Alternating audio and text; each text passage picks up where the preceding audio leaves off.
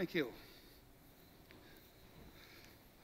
You know, I love life.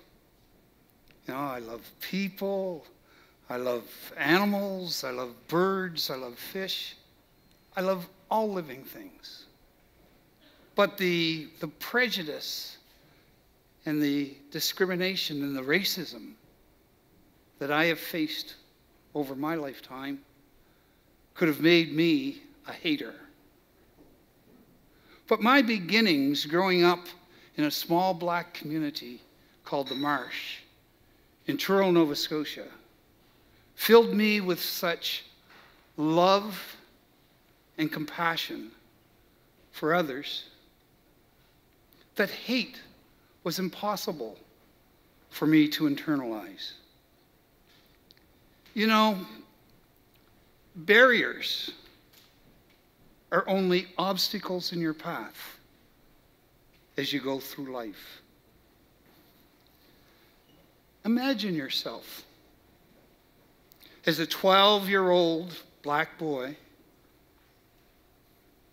facing overt racism for the first time in your life. Imagine that you are with your friends from your elementary school, your white friends, and they decide to go to the pool room to play pool, and you go with them. You go into the pool room, and you're greeted by the unfamiliar smell of cigars, stale urine, and linseed oil. You go to the rack on the wall. You pick out a cue stick, long, straight, strong. And in your fantasy world of being in this pool room, where you have dreams of becoming this great pool player, this cue stick is to be your weapon in your quest for pool supremacy with your friends.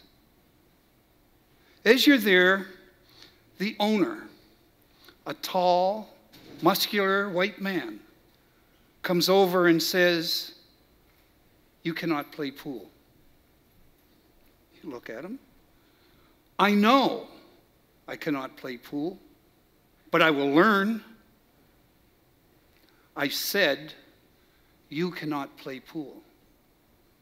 Again, thinking he's referring to your skill level, you say, "I know, but I will learn." Then he comes over to you and standing over you in a very menacing way, he says, "You people cannot play pool here." And for the first time in your life, you know what it's like to feel hatred to someone who treats you adversely because of your race or your skin color. I could not overcome the barriers that this racist owner had erected. I felt so helpless. I could feel the tears, just welling up in my eyes. I wanted to hit him. I wanted to take the cue stick and break it. I just wanted to run out of there. But I couldn't. There was nothing I could do. And there are many times, like many of you, I'm sure, where you're in that kind of situation and you want validation. You want revenge. I wanted that owner to feel the hurt that I felt. I wanted the owner to feel the pain that I felt. And I wanted that owner to feel the embarrassment that I felt. You know, I went to that pool room almost every day for a couple of months with my white friends. Not once did I try to play pool. But one day, that owner looked at me and said, "There's no one here today. Why don't you give it a try?" And that's how that pool room became integrated. At the age of 13, I was with my friends from my elementary school.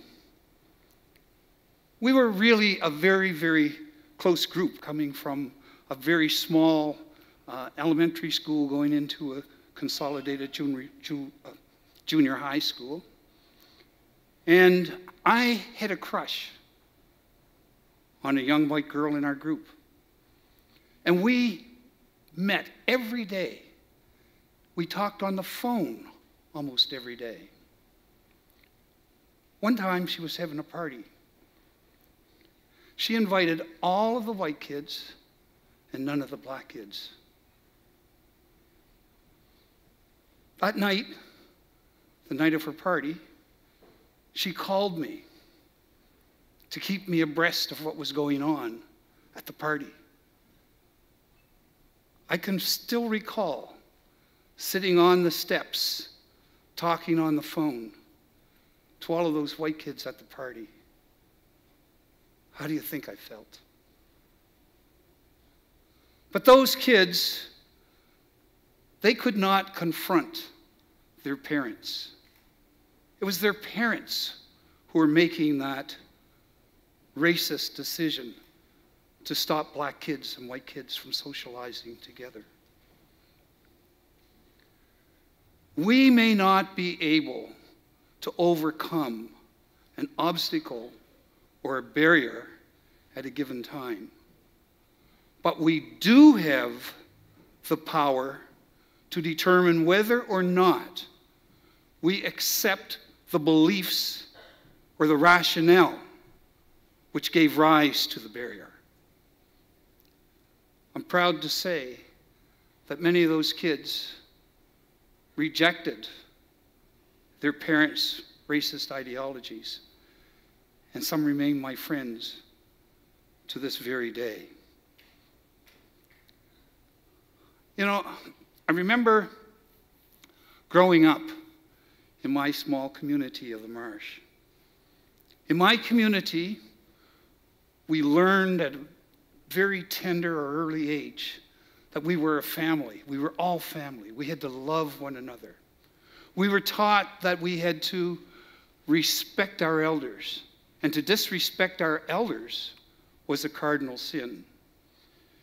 In my community, the African proverb of "it takes a village to raise a child" was truly implemented. Every mother in our community was a mother to every child. It was the strength of that community, the cohesion, the love, the togetherness that gave me the strength as I went through my life to overcome many of the barriers that I have faced. After a short stint in the Canadian Army, I went to Toronto. When I was in Toronto, I recall I had an excruciating toothache. My friends told me, "Call Dr. Best." I called his office. I got an emergency appointment, and I went in. I was in the dentist's chair, and this black man came in. "Who are you?" I said. "Dr. Best," he replied. I had never seen a black professional in my life. I had never seen a black dentist or a black doctor. Growing up in Truro, my life was filled with my role models, my parents, other members of my community. None were professionals. So I looked at this black dentist and said, just examine me. I'll come back and let you know what I want you to do. You see, even though I was brought up in a very pro-black, positive environment, I had adopted the negative stereotypes that were perpetrated by the white people that were around. And because of that, I felt shame, I felt frustration, I felt fear, I felt rejection of this doctor who looked like me. And in fact, it may be said that that was self-hatred, that I was actually hating myself. And I knew that in order to overcome this feeling, to overcome this insecurity, I had to relook at my life. I had to revamp my position. So I went back to school. I began reading black books. I began going to meetings in the black community. I changed my hairstyle. I changed my dress. I even changed my concept of beauty. And I became active in the civil rights movement.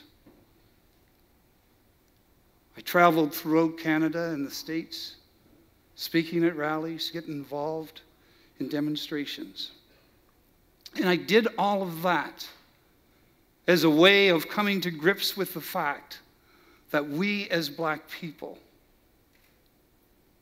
were oppressed, but we had to be responsible to liberate ourselves. After I was in Toronto and went through that experience, I moved back to Nova Scotia. At that time, because of my involvement in the civil rights movement, the RCMP had me under surveillance for years, just because I believed that we had to make changes in our society, and I was prepared to stand up for what I believed in. When we were in Nova Scotia, my former wife, Joan, and myself bought a house. The day before we moved in with our 5 children, that house was set on fire. Our house was set on fire a second time. I remember the night. It's so vivid in my mind. It was about 1 o'clock in the morning. Bang, bang, bang on the door. A voice yelling, "Your house is on fire. Get the children out." Our children, 5 children, little babies, they lived at the back of the house on the 2nd story. It was a 3-story building. Someone had taken kerosene oil and poured it all over the back of the house where my children were sleeping and set it on fire. I was so scared. I was frightened of what would have happened, that could have happened to my children. And I felt guilty. I felt guilty because the first time our house was set on fire, I should have taken precautions. I could have had motion sensors or outdoor lights or something. But in my naivety, I did not believe that in Halifax, Nova Scotia, Canada, something like this could happen. That racism was so deeply ingrained in people's minds that they would be prepared to burn up little kids. I was afraid of the police who had me under surveillance, and yet they couldn't see the fire. I was afraid of the people who wrote those poison letters to us. I was afraid of the people who made those threatening telephone calls to us. But most of all, I was afraid of those things that I created in my own mind. Those barriers, those obstacles, those demons that I created filled me with fear. I could not overcome that fear. I just had to learn to live with it. And I'm sure that many of you have created your own demons and barriers and fears. I'm sure that you, each and every person in this room, has made a mountain out of a molehill. It's us, each and every one of us, who create those barriers in our own minds that we ourselves must overcome. Personally, I've had a pretty good life, fairly successful life. But I haven't overcome my own barriers. I'm still fighting to change things. I'm still trying to climb over the obstacles or under the barrier or to go around the barrier.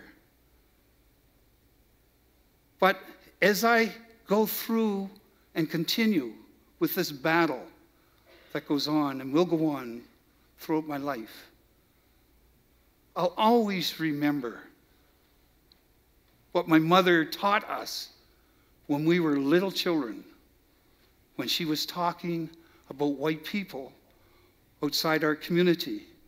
And she would look at us and she would say, "Remember, you're just as good as they are." Thank you.